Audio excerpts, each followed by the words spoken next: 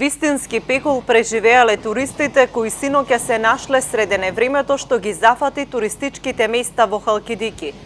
Од силниот дожд и ветер не се гледал прст пред око, а насекаде летале дрвја, делови од кровови, прозорци и огради. Страшни искуства споделија дел од туристите кои денеска ја минуваа македонско-грчката граница. Puno ima drva, oborenih stabala, haosa svega. Strašno, jezivo. Ali osoblje hotela i ljudi koji su radili su sve brzo regulisali i bilo je sve super.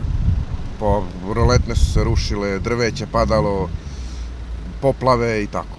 Големото невреме најмногу ги зафатило двата крака од Халкидики. Оние што биле на одмор на други туристички локации на Егејското море, имале пријатен одмор, а за големата штета и трагедија разбрале од медиумите. Aurusa tamo nije bilo nepogoda, ali smo čuli da je dublje prema tom prvom prstu da je tamo bilo i žrtava. Smo od Soluna levo, a dole u Vrasni, a dole je bilo katastrofa. Со пун капацитет работат контролните кабини на граничните премини Богородица и Дојран.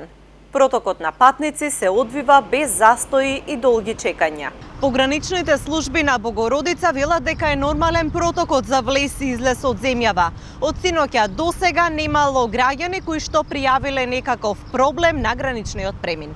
Во синокешното невреме настрадаа 7 туристи, а 20 се повредени.